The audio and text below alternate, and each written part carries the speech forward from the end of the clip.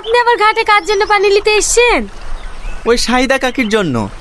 বয়স্ক মানুষ তো, জল নিয়ে যেতে খুব কষ্ট হয়, তাই আমি আসলাম। আপনি কত ভালো মানুষ, গ্রামের সব মানুষের উপকার করেন। তুমি ঠিকই বলিছ, টনি যে শহরের ছেলে এটা বোঝাই যায় না। আরে না না, মানুষ এই মানুষকে ভালোবাসবো, এটাই তো মানুষের ধর্ম। তোমার হয়ে যায়নি সালমা? চলো।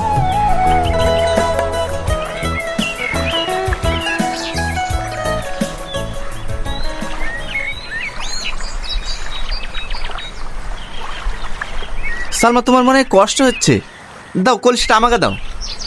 না না, আমার কষ্ট হচ্ছে না, আপনারই অভ্যাস নাই, আমাকে দিন, আমি নিয়ে যাচ্ছি।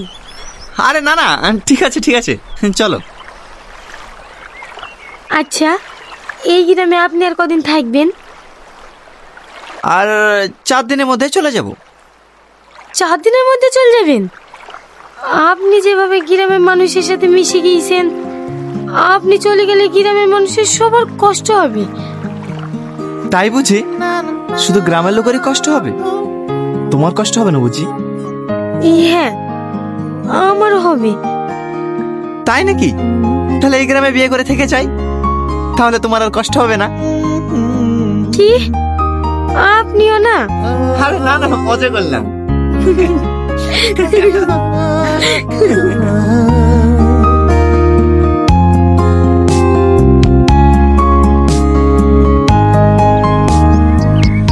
কাকিমা, এই নেন আপনার জল। বাপ, সত্যি তুমি খুব ভালো মানুষ।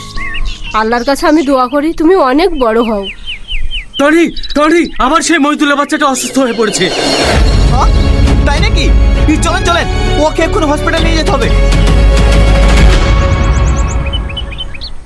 আপনাদের এখানে সবাইকে ডাকা হয়েছে তার একটাই কারণ, কলকাতা থেকে আজকে একটা ফোন এসেছিল, আপনাদের সবাইকে কলকাতায় যেতে হবে। কেন যেতে হবে? কেন যেতে হবে সেটা বলছি।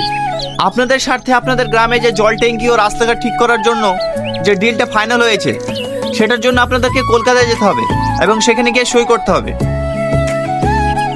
আমি বাপের কালে গাড়িতে চড়িনি, গাড়ি দেখলে আমার বুক ধড়ফড় করে। আমিও যেতে পারবো না বাপ, গাড়িতে চড়লেই আমার বমি হয়। টনি, এরা তো কেউ যেতে পারবে না। বলছি এইখানে সই করে নিয়ে গিয়ে তুমি জমা দিলে হবে না? ঠিক আছে, আমি একবার অফিসে ফোন করে দেখছি।